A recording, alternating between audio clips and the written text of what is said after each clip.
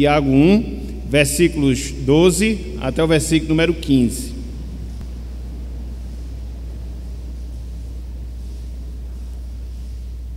Tiago 1, 12 até o versículo número 15.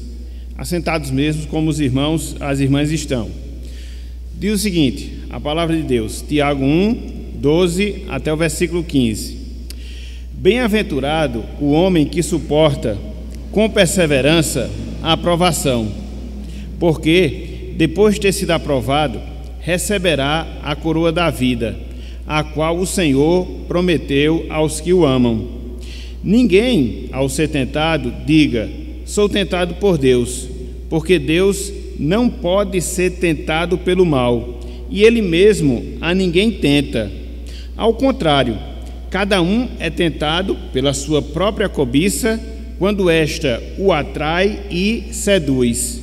Então, a cobiça, depois de haver concebido, dá à luz o pecado, e o pecado, uma vez consumado, gera a morte. Até aqui, até o versículo 15, que o Senhor nos abençoe e que Ele aplique a sua santa palavra em nossos corações. Amém. Meus irmãos, minhas irmãs, eu queria introduzir a nossa lição de hoje contando uma história, e aqui uma história real, uma história verídica, acerca de um certo personagem que nós encontramos na história, ou seja, Marco Antônio. Marco Antônio, irmãos e irmãs, foi um célebre militar e também um político romano. Ele foi um célebre militar e um político romano. Ele viveu entre os anos 83 até o ano 30 a.C., antes do nascimento do nosso Salvador. Marco Antônio, ele era reconhecido também por ser um exímio orador. Tanto é que ele era reconhecido em Roma como a garganta de prata de Roma. A garganta de prata de Roma. Ele possuía várias virtudes, várias qualidades. Era um homem brilhante, um líder forte, um líder arrojado, um soldado valente e também um soldado corajoso. Por causa disso, ou seja, dessas suas virtudes, dessas suas qualidades, o imperador Júlio César, que era também tio em segundo grau de Marco Antônio, decidiu fazer dele o seu principal representante político em Roma, no Império Romano, inclusive visando que Marco Antônio o sucedesse no trono, no Império Romano. Contudo, apesar dessas virtudes e qualidades, Marco Antônio ele era um fraco por dentro. Era um homem de vida dissoluta, envolvido com vícios, envolvido com jogos, envolvido com mulheres. Só para nós termos uma ideia, como consequência dessa vida dissoluta que Marco Antônio ele viveu, antes dele completar 20 anos, pasmem, antes dele completar 20 anos, ele possuía uma dívida aproximada em 250 talentos, o que correspondia mais ou menos a 8 toneladas de ouro e prata. Se você pegar o valor correspondente à prata, hoje seria aproximadamente 15 milhões de reais. Se você pegar o valor correspondente ao ouro, seria aproximadamente 45 milhões de reais. Uma dívida acumulada nos primeiros 20 anos de vida por causa dessa sua característica de viver uma vida dissoluta, envolvido com vícios, envolvido com jogos, envolvido com mulheres. Tanto é que quando ele alcançou a idade de 25 anos, ele teve que fugir literalmente para a Grécia, para escapar dos seus credores. Conta-se que o tutor de Marco Antônio era um homem grego. Ele falou o seguinte acerca do seu pupilo, acerca do seu aluno. Abro aspas para o seu tutor: Marco, ó criança colossal, capaz de conquistar o mundo, mas incapaz de resistir a uma tentação. Capaz de conquistar o mundo, mas incapaz de resistir a uma tentação. Infelizmente, meus irmãos, minhas irmãs, essa descrição que a gente vê na vida de Marco Antônio, uma descrição real, onde ele possuía algumas virtudes que o creditava a ser um grande líder. Por outro lado, ele possuía uma vida fraca em virtude de não conseguir resistir diante das tentações. Infelizmente, é uma descrição que também se aplica a muitos de nós nos dias de hoje. A gente pode observar, inclusive dentro do próprio meio cristão, que há muita gente boa, há muita gente talentosa, há muita gente habilidosa e extremamente capaz, mas, contudo, entretanto, é incapaz de dominar os seus desejos, é incapaz de dominar os seus impulsos e, por isso, em virtude dessa triste realidade, essas pessoas destroem grandes chances de conquista e plena felicidade para a honra e para a glória de Deus. Infelizmente, isso é uma triste realidade. E por causa disso, meus irmãos, minhas irmãs, na manhã de hoje, com a graça de Deus, a gente vai tratar acerca desse tema. Que tema? O tema da tentação. Até porque, conforme nós sabemos, na verdade, não só nós sabemos, mas também conforme nós experimentamos, ao longo da nossa vida, ao longo da nossa existência aqui neste mundo, nós somos constantemente, por não dizer diariamente tentados. Diariamente tentados. É um problema, irmãos e irmãs, com o qual a gente lida desde o nosso nascimento, e quando a gente toma consciência do nosso pecado, a gente experimenta não só a força da tentação, mas também a gente experimenta a pressão da tentação em relação às nossas vidas. E aí nós podemos nos perguntar, e aí nós podemos nos indagar, mas o que é tentação, biblicamente falando? Qual o conceito, qual o seu significado, qual o entendimento que nós devemos ter em relação a esse aspecto da nossa vida? Mas não só isso, nós podemos também nos indagar, seria a tentação pecado? Quando nós somos submetidos a determinados testes, a determinadas provas, quando nós somos tentados, isso já diz respeito à tentação em si em nossas vidas, é o que nós iremos resolver ao longo do nosso estudo. Mas não só isso, quais são as manifestações mais visíveis? Quais são as manifestações mais práticas das tentações em nossas vidas? Quais são as áreas em que predominantemente nós somos tentados ao longo da nossa vida? E o mais importante, o que é que eu devo fazer? Quais atitudes eu devo tomar para que eu possa, pela graça de Deus, vencer as tentações em nossas vidas? Então, todos esses questionamentos, eles tentarão ser respondidos ao longo do nosso estudo na manhã de hoje, com a graça de Deus. Por isso, meus irmãos, por isso, minhas irmãs, dando sequência a essa série de estudos acerca dos problemas existenciais, hoje a gente vai trabalhar o seguinte tema: combatendo a tentação. Combatendo a tentação. Então, no primeiro momento, a gente vai ver uma pequena definição e aspectos da tentação. No segundo momento, nós iremos considerar aqui a relação que existe entre tentação e pecado. E, por fim, no último ponto, a gente vai considerar pelo menos 6 passos que nós devemos dar, 6 atitudes que nós devemos desenvolver para que a gente possa não só enfrentar, mas, repito, pela graça, vencer as tentações em nossas vidas. Então, vamos lá, vamos seguir essa sequência, vamos lá, vamos trabalhar esses pontos. E aí, no final, a gente abre para os irmãos, a gente abre para as irmãs, para que a gente possa aqui ter um momento de pergunta, um momento de complementação. Então, em primeiro lugar, definição e aspectos da tentação. Definição e aspectos da tentação.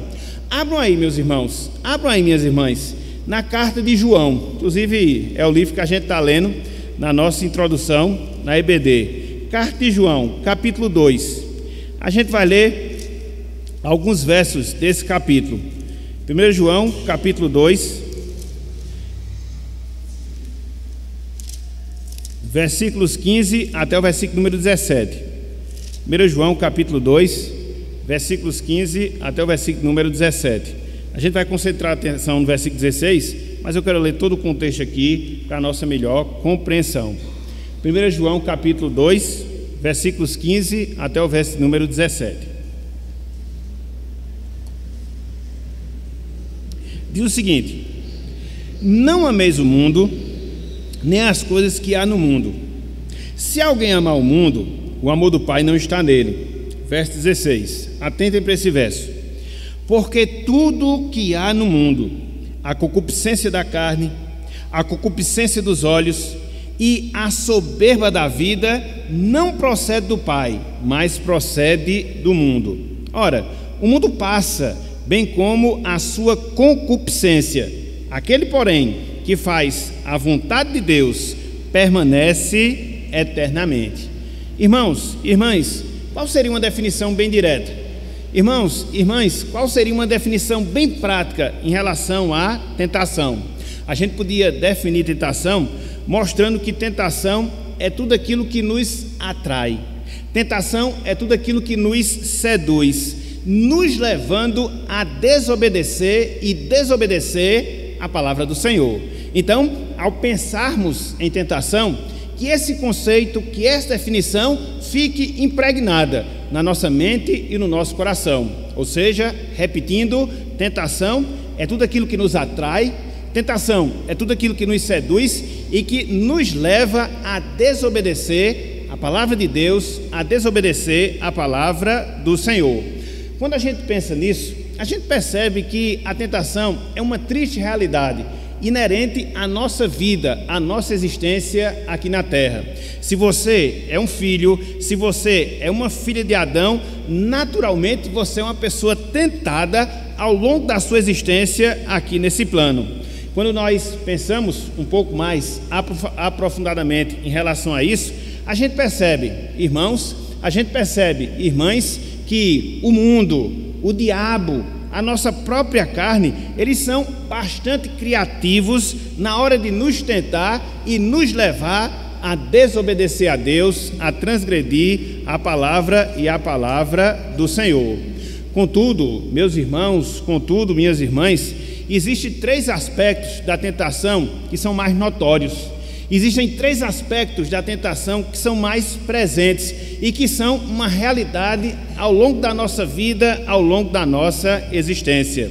Se você voltar a sua atenção para esse texto de João, primeira carta, capítulo 2, versículo 16, você vai observar esses três aspectos da tentação que são mais presentes, que são mais constantes, que são mais notórios em relação às nossas vidas. Volte um pouco aí a sua atenção, mais uma vez, para o versículo 16. Olha só o que João nos diz aqui. Veja, porque tudo que há no mundo, aí ele começa a descrever a concupiscência da carne, a concupiscência dos olhos e a soberba da vida. Então, aqui João resume, aqui João sintetiza os três aspectos mais presentes, mais constantes da tentação na vida humana, na vida das pessoas.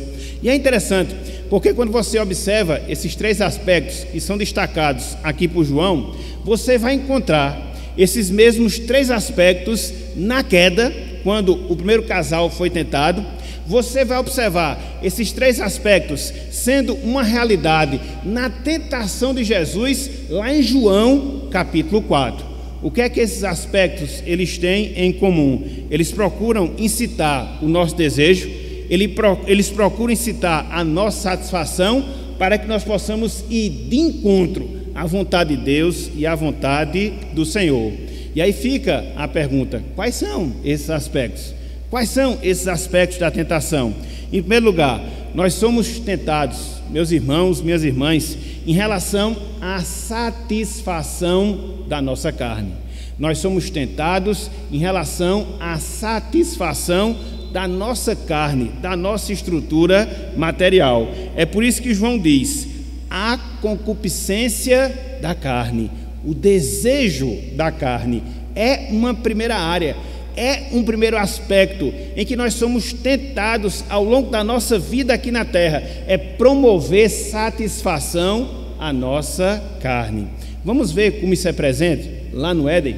Vamos ver como isso é presente lá na tentação de Jesus?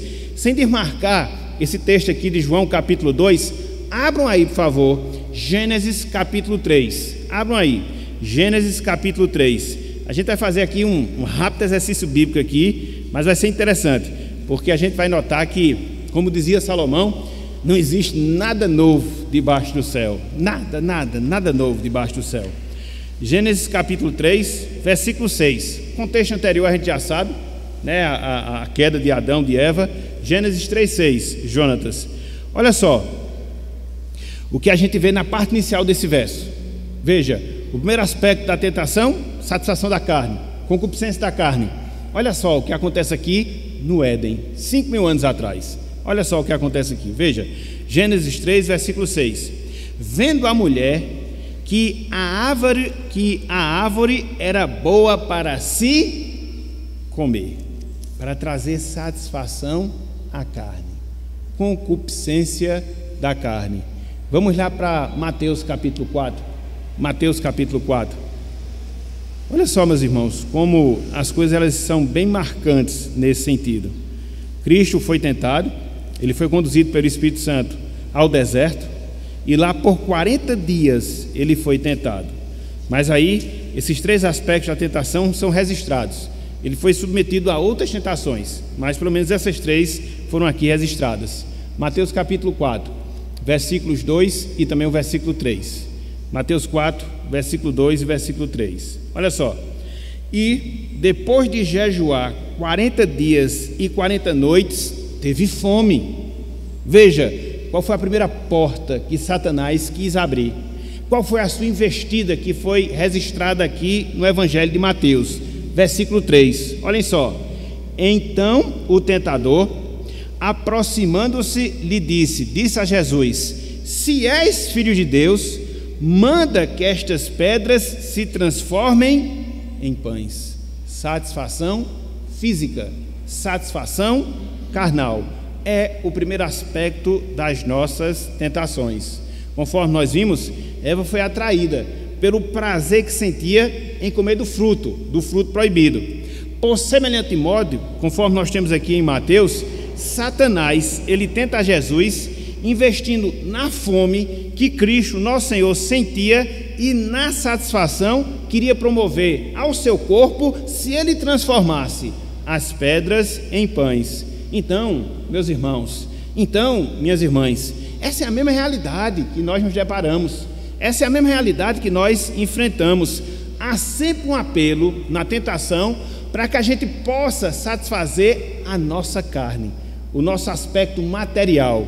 E aí nós observamos como isso é presente em casos de adultério, em casos de glutonaria e em tantos outros pecados que nós observamos na nossa prática diária. Então veja, qual o primeiro aspecto da tentação? Ele é apelar para a nossa satisfação. Em que área, especificamente falando?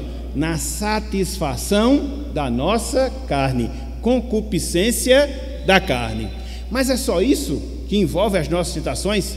É só esse aspecto que está presente ao sermos tentados? Não.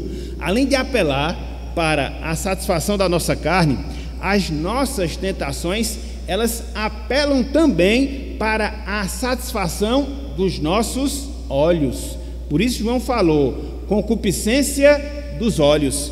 E mais uma vez, volte a sua Bíblia, lá para Gênesis capítulo 3, vamos ver que ao ser tentado ali pelo diabo, o primeiro casal também sofreu isso, ou seja, foi promovida, foi oferecida a satisfação para os seus olhos.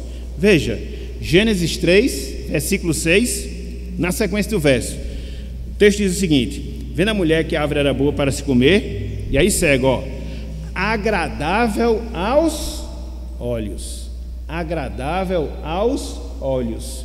Mas não só isso, vamos também para Mateus capítulo 4, vamos ver que quando Cristo foi tentado, esse mesmo apelo lhe foi oferecido, ou seja, a questão visual. Mateus capítulo 4, versículos 5 e 6. Eu vou me demorar um pouco aqui nesse ponto, porque eu queria deixar esse aspecto aqui bem claro, essa verdade aqui bem clara. Mateus capítulo 4, versículos 5 e 6. Em primeiro lugar, o apelo para a satisfação da carne. Em segundo lugar, o apelo para a satisfação dos olhos, agradável aos olhos. E olha só o que nós temos aqui, Mateus 4, versículo 5, versículo 6. Veja, então o diabo o levou, no caso levou a Cristo, à cidade santa, colocou-o sobre o pináculo do templo e lhe disse: se és filho de Deus, atira-te abaixo, porque está escrito: aos seus anjos ordenará a teu respeito que te guardem, e eles te susterão nas suas mãos, para não tropeçares em alguma pedra. Meus irmãos, minhas irmãs, eu não sei se o fruto proibido era uma maçã. Eu não sei. Existe essa figura, né, que é criada na mente das pessoas. Uma coisa eu sei, que o fruto proibido, ele era muito agradável à vista.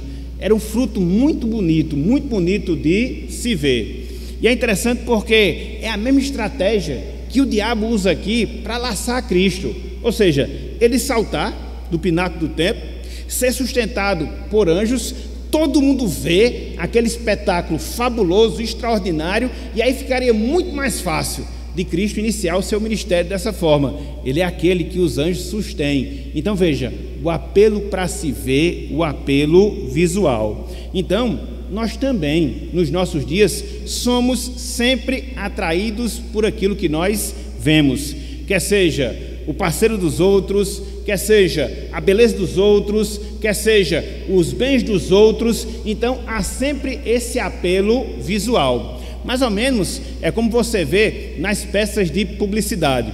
Por exemplo, eu não sei se é assim hoje, porque agora existem algumas restrições, mas quando você vai ver, por exemplo, as propagandas de cerveja, via de regra, você encontra mulheres lá, e não feias, bonitas, e não vestidas, mas desnudas. Por quê? É um apelo visual, para que você se satisfaça naquilo ali e, consequentemente, você venha consumir o produto.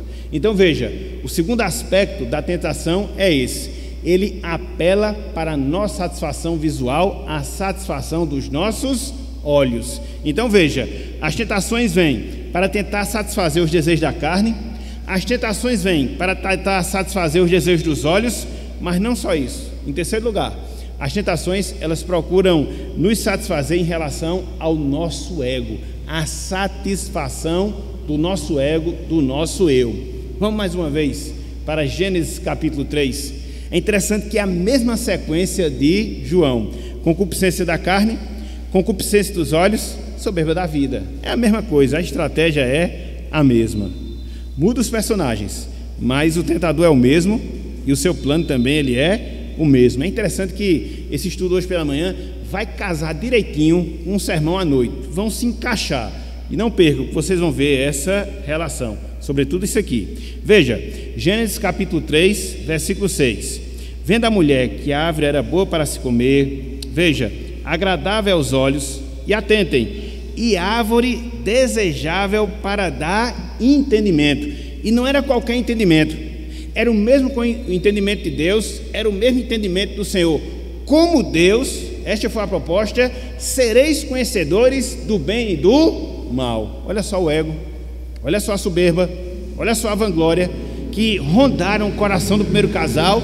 Seremos iguais a Deus, seremos iguais ao nosso Criador. Então, tomemos do fruto. Infelizmente foi o que aconteceu. E aí, depois de milhares de anos, acontece a mesma investida do diabo, agora não contra o primeiro casal, mas contra o Filho de Deus. Abram aí, Mateus capítulo 4, versículos 8 e 9. Mateus capítulo 4, versículos 8 e 9. Olha só, e aqui eu quero frisar, é a mesma sequência de João, que você observa em Gênesis, no primeiro casal, com o primeiro casal, que você observa aqui com Jesus. Mateus 4, olha só, Mateus capítulo 4, versículo 8 até o versículo 9. Levou ainda o diabo, no caso a Cristo, a um monte muito alto, mostrou-lhe todos os reinos do mundo e a glória deles, e lhe disse: tudo isto te darei, ou seja, o mundo, se prostrado me adorares. Então a incitação do diabo foi isso, satisfação do ego. Cristo teria à sua disposição todos os reinos da terra, soberba, vanglória, orgulho. Então acontece também hoje.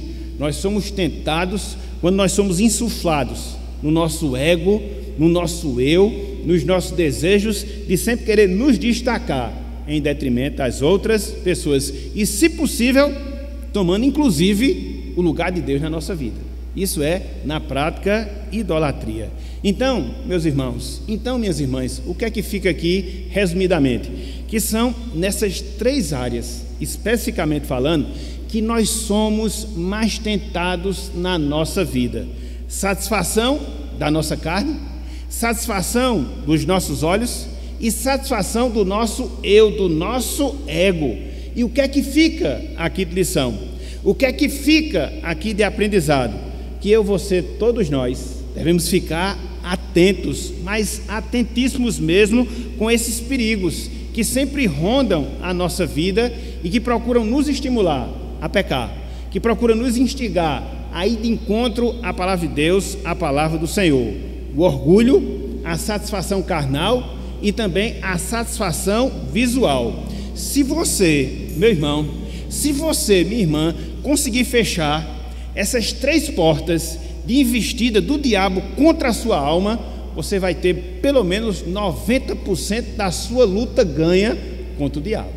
Feche. Procure não satisfazer a sua carne, procure não satisfazer os seus olhos, procure não satisfazer o seu ego, que serão nessas áreas, especificamente falando, que o diabo ele atentará contra a nossa vida. Então, identifique, fique atento, feche a porta e assim, pela graça e para a glória de Deus, você vai prevalecer contra as tentações que se insurgirem em relação à sua vida. Então, em primeiro lugar, definição e aspectos da tentação. Em segundo lugar, o segundo ponto da nossa aula na manhã de hoje: distinção entre pecado e tentação. Diferenciação entre pecado e tentação. Meus irmãos, minhas irmãs, nós podemos afirmar que a tentação ela é inevitável. A tentação ela é inevitável, mas a tentação em si, o ser tentado, não é pecado. Preste atenção nisso. É inevitável que nós sejamos tentados, que nós sejamos seduzidos a ir de encontro à palavra do Senhor. Ao longo da nossa vida, se nós somos filhos e filhas de Adão, isso naturalmente vai acontecer, isso constantemente vai ocorrer, isso diariamente vai se fazer presente na nossa vida. Mas o ser tentado em si não é pecado, não é pecaminoso. Ser tentado não é pecado, mas ceder à tentação, aí sim é pecado. Conseguem perceber a diferença? Conseguem perceber a distinção? O ser tentado em si não é pecado, mas quando você cede à tentação, aí sim se constitui em pecado. E é importante a gente fazer essa diferenciação. Por quê? Porque infelizmente muitas vezes a gente se sente derrotado para lutar contra as tentações antes mesmo que elas surjam em nossas vidas. Muitas vezes a gente se sente derrotado em lutar contra o pecado muito antes dele surgir na nossa vida. Por quê? A gente mistura essas duas coisas. Não, elas estão relacionadas, mas não necessariamente elas são as mesmas coisas. Alguém já disse, eu achei interessante essa frase que foi falada, que explica bem a diferenciação entre pecado e tentação. Olha só essa frase, abro aspas: tentação é o tentador espiando pelo buraco da fechadura da porta da sua casa. Tentação é isso, é o tentador espiando pelo buraco da fechadura da porta da sua casa. Pecado é você destrancar a porta e deixar o pecador entrar, ou e deixar o tentador entrar. Então a diferença está aí.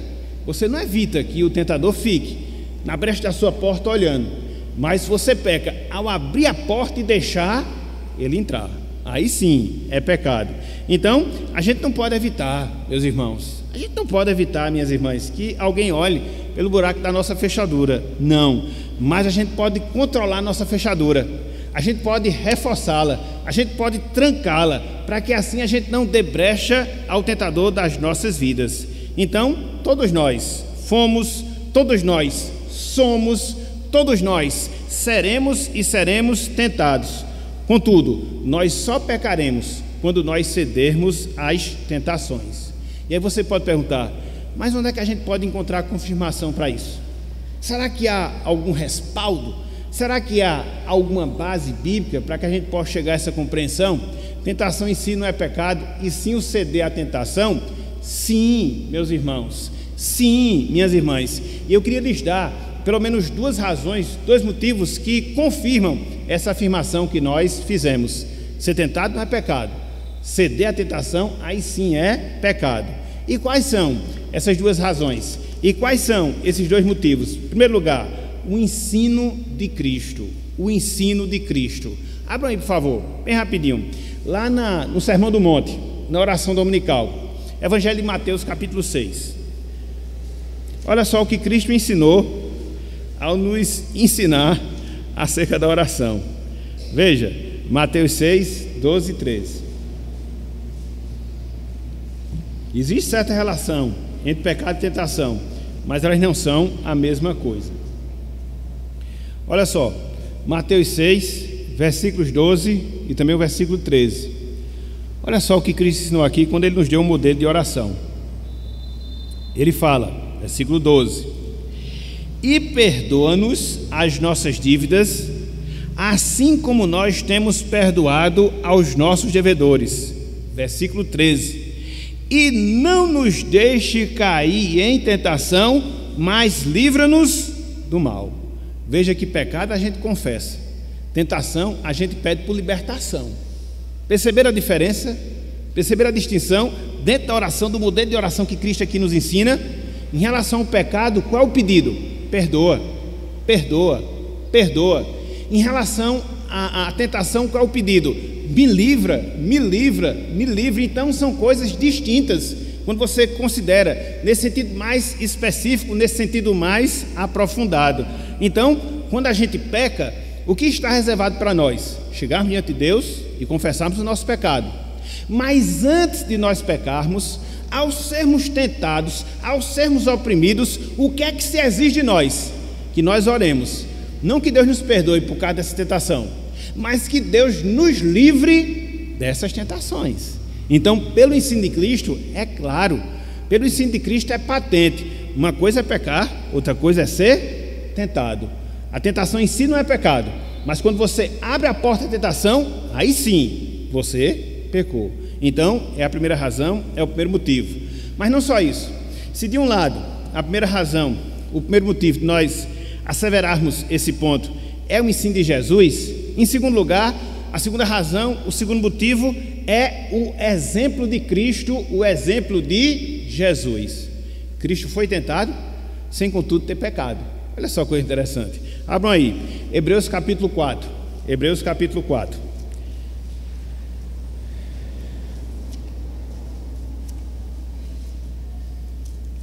Versículo 15.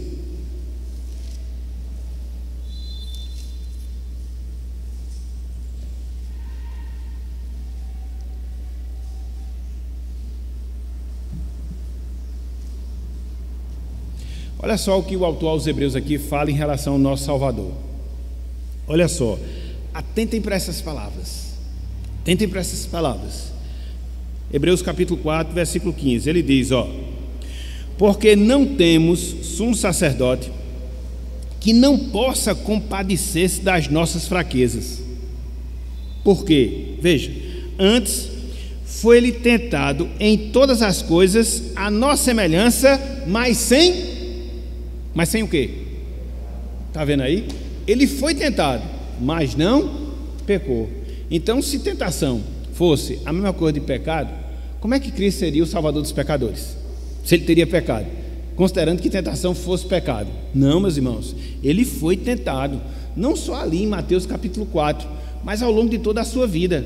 E ele foi tentado nas mesmas coisas em que nós somos tentados, seja em relação à área sexual, seja em relação à cobiça, seja em relação à mentira, enfim, em todas as áreas.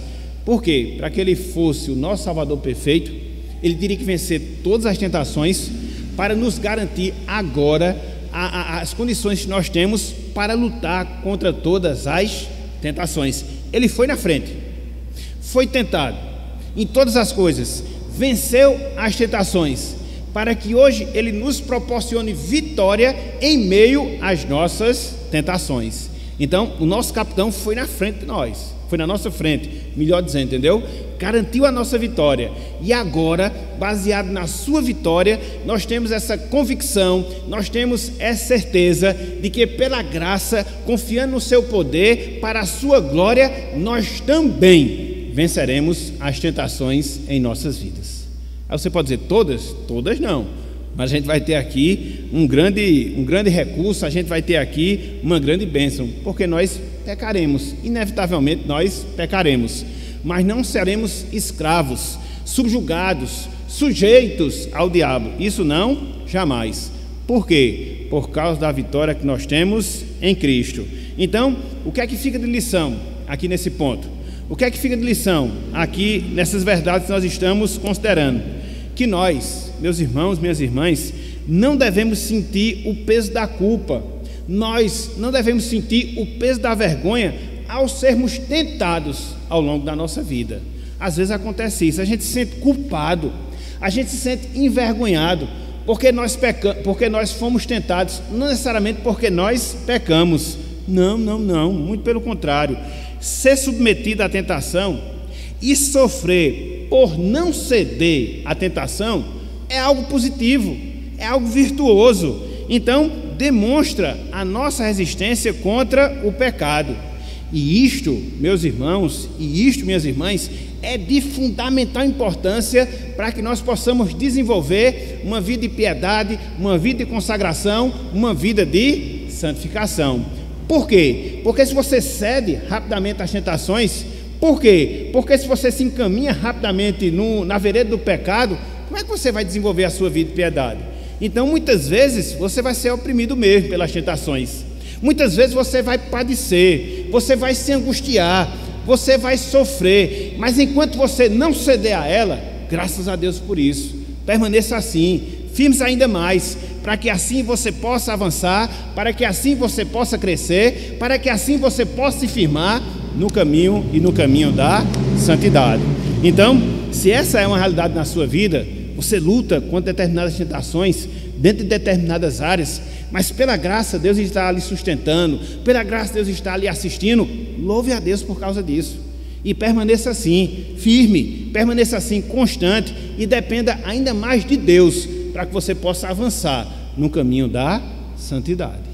Então, em segundo lugar, o que é que nós queríamos ver? Essa diferenciação, essa distinção entre pecado e tentação. Então veja, a gente já definiu o que é tentação, a gente já trabalhou 3 aspectos das tentações, a gente acabou de ver a diferença entre tentação e pecado, mas aí fica a pergunta de $1 milhão. O que é que eu devo fazer? Quais atitudes que eu devo ter? Como é que eu devo combater as tentações em relação à minha vida? Quais são algumas atitudes? Quais são algumas estratégias? Quais são algumas armas que Deus me disponibiliza para que eu possa entrar nessa guerra, para que eu possa entrar nessa batalha e, pela graça de Deus, ser vitorioso? Aqui, meus irmãos, minhas irmãs, conforme nós falamos, nós separamos pelo menos 6 passos. 6 passos. Eu acho que vai dar tempo da gente ver todos, para que a gente possa assim combater as tentações. Em primeiro lugar, meus irmãos, em primeiro lugar, minhas irmãs, nunca se julgue forte demais para resistir às tentações. Nunca se julgue forte demais para resistir às tentações. Eu posso ser tentado em qualquer área, eu seguro o trampo. Não pense dessa forma não pense dessa maneira não, porque você estará dando passos firmes e largos para a sua destruição. Olha só o que a palavra de Deus diz em relação a isso. Abram aí, 1 Coríntios capítulo 10. 1 Coríntios capítulo 10. Vamos ler os versículos 11 e 12. Tem gente que é assim, né? Pega a tentação de peito aberto. Eu sou o super-homem espiritual, eu sou o super crente, comigo não tem esse negócio não. Chegou, eu traço. Não é assim não. Tenha cuidado, tenha cuidado. Olha a advertência aqui bem clara que a gente diz, que a gente vê na palavra. 1 Coríntios capítulo 10, versículos 11 e 12. É interessante porque o contexto aqui dessa passagem mostra justamente isso, né? Os privilégios espirituais que foram vivenciados pelo povo de Israel, povo de Deus, ao longo do deserto.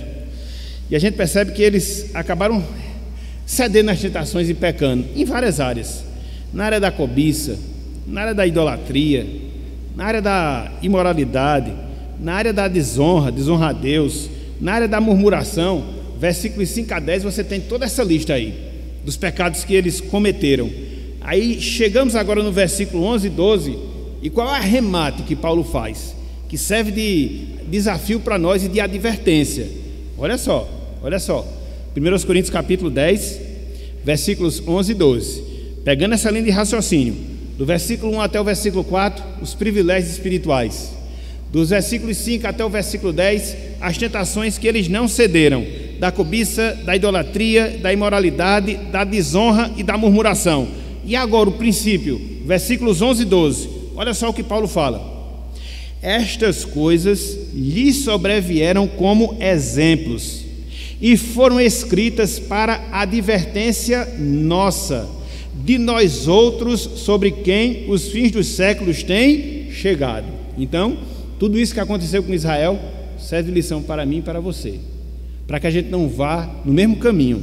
E agora ele fala, versículo 12: aquele, pois, que pensa está em pé, veja que não caia. Que pensa que está em pé, que pensa que resiste, que pensa que é forte, que pensa que pode combater por ele mesmo as tentações. Não, meus irmãos, não, minhas irmãs, nós somos frágeis, e a gente precisa de algo mais que não está em nós, para que a gente possa vencer as tentações nas nossas vidas. Então, em primeiro lugar, não seja tomado pelo orgulho.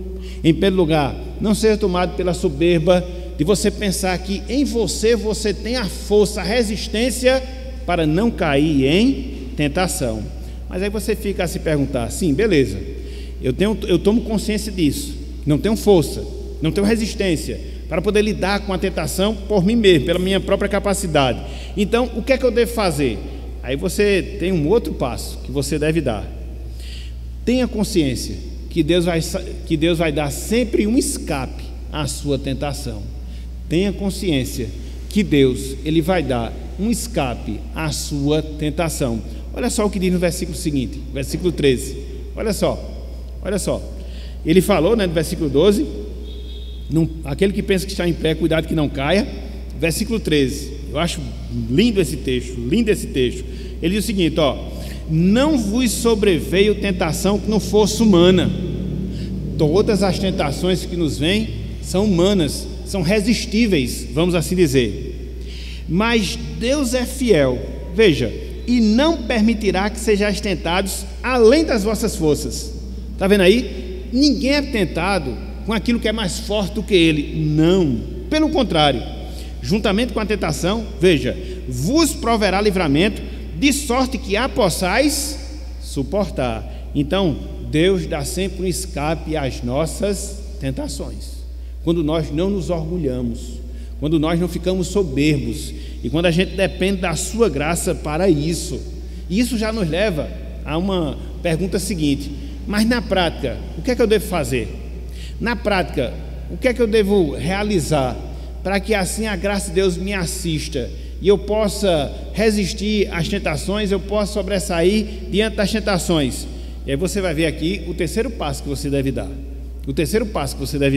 Qual é o passo? Vigie e ore para não ser tentado. Vigie e ore para resistir à tentação.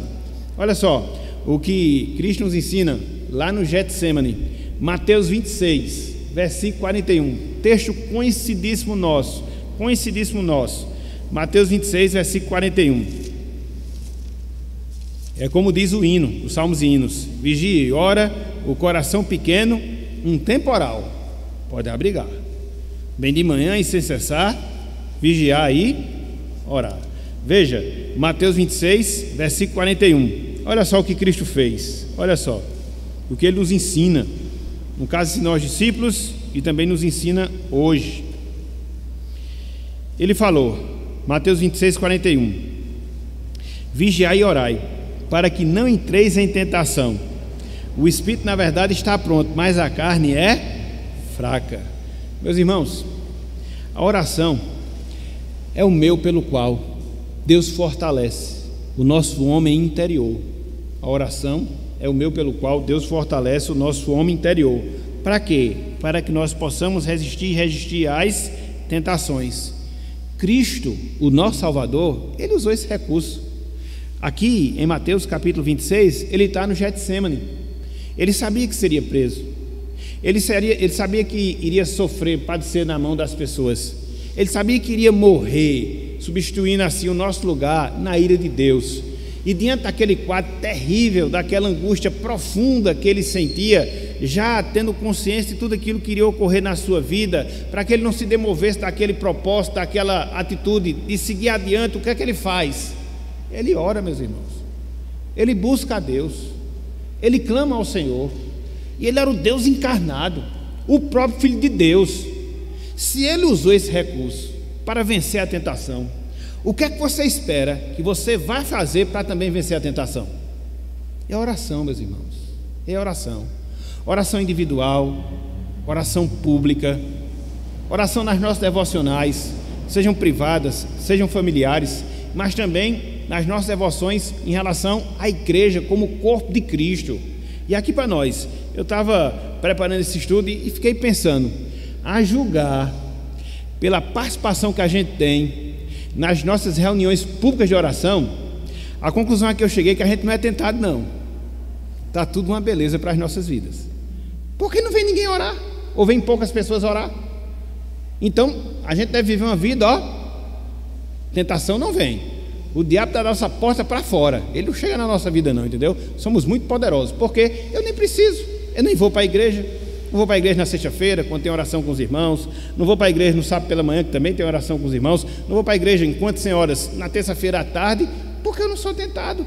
A visão que eu tive foi essa. Porque se Cristo disse que para vencer as tentações precisamos orar, aqui para nós, será que nós estamos num nível de vida de oração suficiente para resistir às tentações? Cada um responda para si mesmo. Cada um responda para si mesmo. Então veja, nunca se julgue forte demais para vencer as tentações. Entenda que sempre haverá um escape que Deus vai providenciar para que você possa triunfar diante das tentações. Vigie e ore para que você não seja tentado e confronte o seu pecado, a sua tentação, melhor dizendo, com as Escrituras. Confronte a sua tentação com as Escrituras. Meus irmãos, minhas irmãs, aqui nós temos um remédio de grande utilidade contra as tentações. Porque o que acontece? As tentações vêm contra nós, nos incitando a desobedecer a palavra. Então, quanto mais nós temos consciência da palavra, quanto mais nós sabemos qual é o propósito de Deus para a nossa vida, nós entendemos que aquele caminho oferecido pela tentação é errado, e aí a gente vai de encontro a esse caminho. Não, esse caminho eu não vou seguir, porque a palavra me dá subsídio, a palavra me dá recurso para dizer não, porque esse não é o caminho que Deus ele propõe para mim, então eu vou dizer não. E é interessante, porque o próprio Cristo fez uso desse recurso. Conforme nós observamos no ponto anterior, ele nos ensinou a vigiar e orar, porque ele também vigiou e orou. E diante das tentações às quais ele foi submetido, principalmente aquelas que nós encontramos em Mateus capítulo 4, também ele usou das Escrituras para poder vencer o tentador. Voltem aí mais uma vez, Mateus capítulo 4. Olha só, tem tudo na Bíblia, meus irmãos, tem tudo na Bíblia. O Evangelho dá resposta para tudo. Olha só que coisa maravilhosa. Mateus capítulo 4. Veja, que ele foi tentado a satisfazer a sua carne, ele foi tentado a satisfazer os seus olhos, ele foi tentado a satisfazer o seu ego. E como foi que Cristo contra-atacou cada uma dessas investidas que o diabo colocou na sua vida? Como? Ele usou a palavra, ele usou as Escrituras, ele usou a Bíblia Sagrada.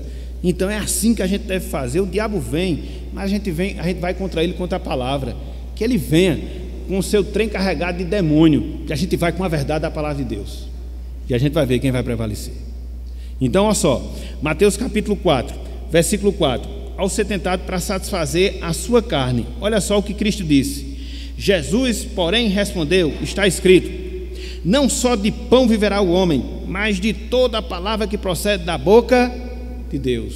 Cristo está dizendo: você quer que eu satisfaça a minha carne, mas eu me satisfaço não em coisas materiais, eu me satisfaço em Deus, porque assim diz a sua palavra. Não vou ceder essa tentação, não vou transformar as pedras em pães, não, porque a palavra diz que a minha satisfação está em Deus, e não naquilo que promove satisfação à minha carne. Usou a palavra. Mais adiante, versículo 7: diante da investida, para que ele satisfizesse os seus olhos. Olha só o que Cristo responde, versículo 7. E olha que nesse caso aqui o diabo usou até a palavra, né? O bicho é ousado. Veja, versículo 7: respondeu-lhe Jesus: também está escrito, não tentarás o Senhor teu Deus. Por mais seja bonito eu saltar aqui do pilar do templo, os anjos me susterem, mas eu não devo tentar a Deus, eu não vou por esse caminho. Por mais que você esteja me incitando a satisfazer a minha visão, os meus olhos, eu não vou, porque isso é contrário à vontade de Deus, isso é contrário à vontade do Senhor. E por fim o versículo 9: quando lhe foi dado todos os reinos da terra, pelo menos prometido, né? Para que ele se orgulhasse com isso.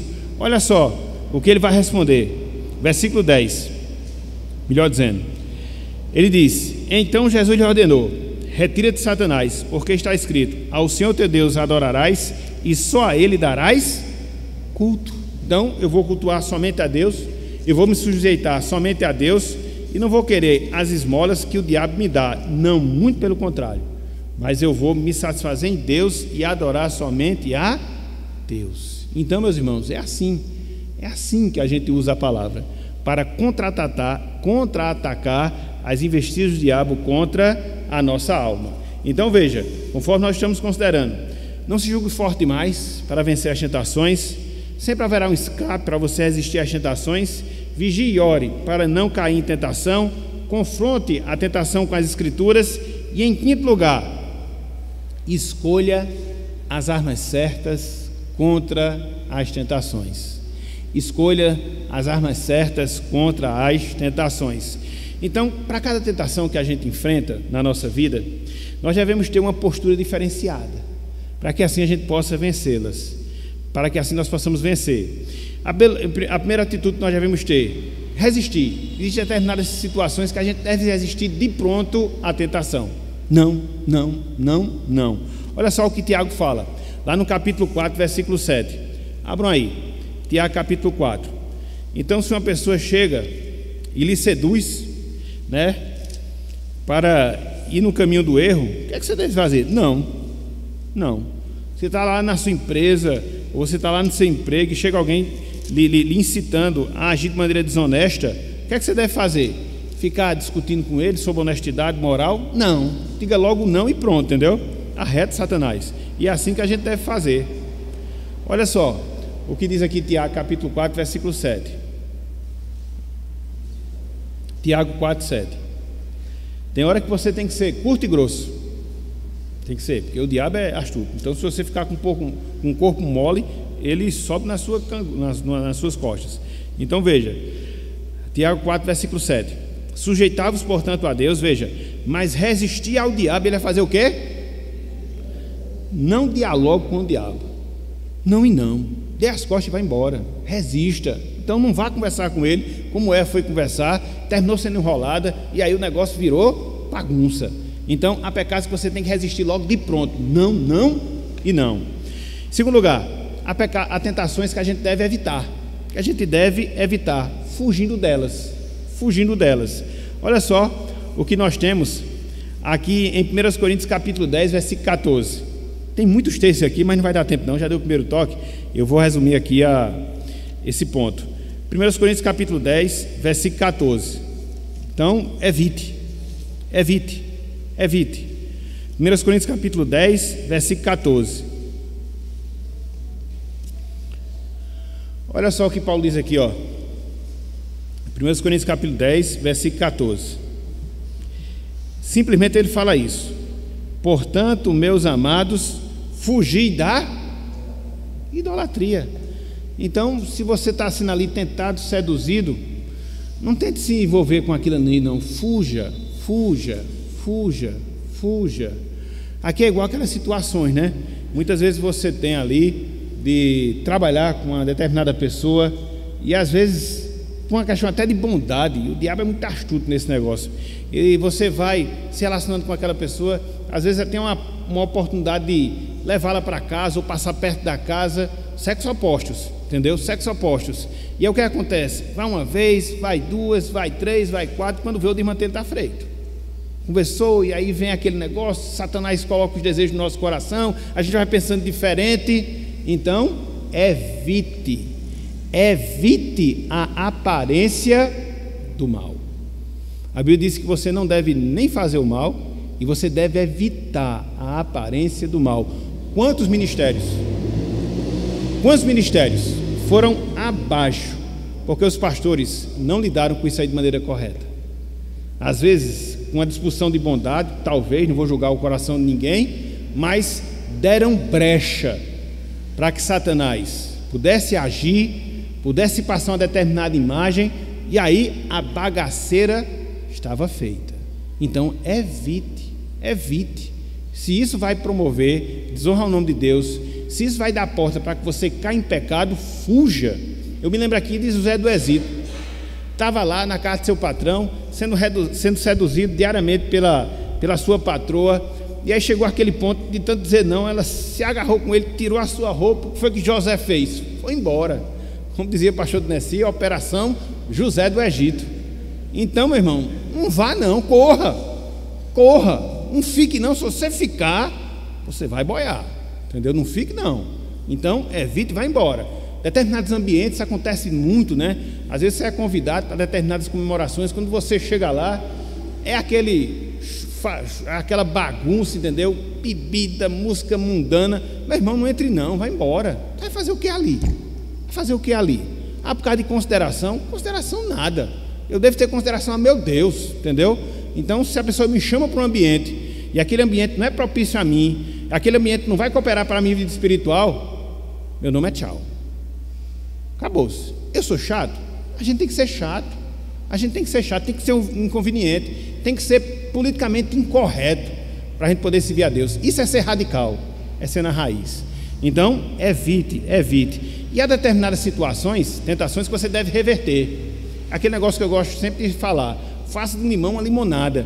Então muitas vezes você é tentado numa determinada área, reverta, e daquele pecado gera uma virtude. Olha só o que Paulo fala acerca disso. Abram aí 1 Timóteo capítulo 6. Hoje eu vou passar um pouquinho do tempo, viu, meus irmãos? Mas eu tenho que dar a minha mensagem aqui, porque talvez a gente não tenha outra oportunidade de ver isso novo, não. 1 Timóteo, isso é a quinta ainda. É porque se subdivide em 3 pontos, né? Escolha a arma certa para combater as tentações: resistência, evitar e reverter. Ok? Então vamos lá. 1 Timóteo capítulo 6.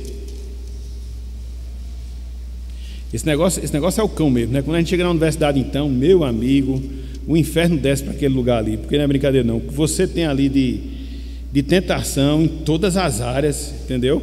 Não é fácil. Se você não tiver uma atitude resistente no início, se você abrir a guarda, aí acabou mesmo. Então veja, como é, Marlene?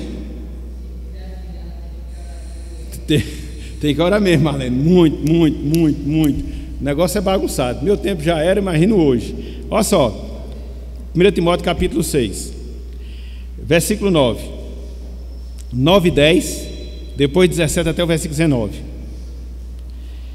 Olha só o que diz aqui, ó. Ora, os que querem ficar ricos caem em tentação e cilada e em muitas concupiscências insensatas e perniciosas, as quais afogam os homens na ruína e perdição. Porque o amor do dinheiro é a raiz de todos os males, e alguns nessa cobiça se desviaram da fé e a si mesmos se atormentaram com muitas dores. Então qual é a tentação aqui? O apego às coisas materiais, cobiça, ganância, pecado, entendeu? Então às vezes a gente é tentado para isso. Eu tenho que trabalhar, que se exploda a igreja, porque eu não vou ter tempo para ela, entendeu? Eu tenho que ter tempo para os meus negócios, para os meus empreendimentos, para os meus estudos, para os meus sonhos. E aí, o que é que a gente deve fazer? Aqui no caso a cobiça, o que é que a gente deve fazer? A gente deve reverter essa tentação em uma virtude. Qual é a mudança aqui? Versículo 17: exorta os ricos, aquelas pessoas gananciosas do presente século, que não sejam orgulhosos, nem deposita a sua esperança na instabilidade da riqueza, mas em Deus, que tudo nos proporciona ricamente para o nosso aprazimento.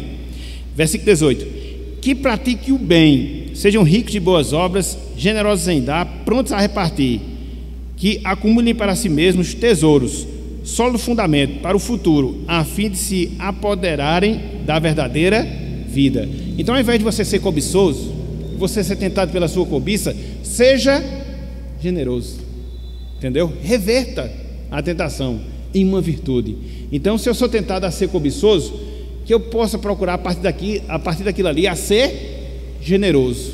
Então, como eu falei, do limão faça uma limonada. Então, escolha a arma certa para lutar contra as tentações, resistindo, evitando e revertendo. E em sexto lugar, cuidado com as influências que podem tentar você. Cuidado com as influências que podem tentar você. O irmão me disse uma frase que eu não esqueci jamais. Ele disse o seguinte: quem anda com aleijado, com 3 dias manqueja.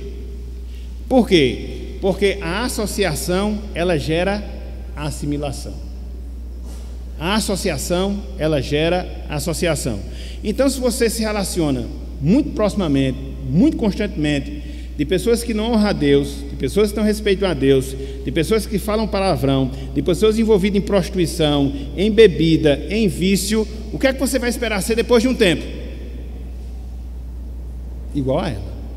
É assim, meus irmãos, porque nós temos a tendência de sermos puxados para o mal e não de influenciarmos com o nosso bem. E quem fala isso é a palavra. Olha só o que diz aí, ó, Provérbios 13, 20. Vou ler só esse texto, que a gente já estourou todo o tempo nessa manhã. Provérbios 13, 20. Olha só o que diz aqui a palavra: cuidado com as más companhias, cuidado com as más companhias. Eu tinha um tio-avô que dizia que me dizes com que tu andas, que eu direis quem tu... Pronto, todo mundo já sabe isso, né? É assim. Veja, Provérbios capítulo 13, versículo 20. Olha só: quem anda com os sábios será, mas o companheiro dos insensatos se tornará o quê? Não tem o que fazer, meus irmãos. É uma regra, é um princípio. Não tem o que fazer. Então, ó, 6 passos que nós devemos dar aqui contra as tentações. Fechando, para vencer a tentação é preciso um tipo de fé como a fé de Moisés. Lá em Hebreus capítulo 11, versículos 24 até o versículo 27, é dito que Moisés preferiu sofrer com o povo de Deus a usufruir dos desejos, dos prazeres transitórios do pecado. Então, vencer a tentação é isso, é você fazer um cálculo. Se eu ceder à tentação e ir por esse caminho, qual vai ser o resultado da minha vida? Vai ser bom ou vai ser ruim? Se for bom, siga. Mas se for ruim, segundo as Escrituras, abandone, deixe. Por quê? Porque isso é prejudicial, extremamente prejudicial para as nossas vidas. Estão lembrados de Marco Antônio, que a gente começou a falar acerca dele na introdução da nossa lição? Alguém que cedia rapidamente às tentações. Foi o que aconteceu com Marco Antônio. Era um jovem promissor. Foi o que aconteceu. Ele acabou se apaixonando por Cleópatra, todo mundo sabe, né, do livro de história, e acabou adulterando com ela. Como consequência, esse relacionamento lhe custou esposa, lhe custou filhos e a possibilidade de ser um imperador romano. Pense numa troca que ele fez. Então, qual foi o fim da sua vida? Ele acabou se suicidando, se atirando contra a sua própria espada, morrendo. Por quê? Porque ele cedeu às tentações. Então, a tentação, irmãos e irmãs, ela é capaz de destruir homens e mulheres. Mas para que isso não aconteça, o que é que a gente deve fazer? Ande no Espírito e jamais você vai satisfazer as concupiscências da carne, e combata as tentações pela graça e com o objetivo da glória de Deus. Que Ele nos abençoe e que Ele aplique a sua santa palavra em nossos corações. Amém.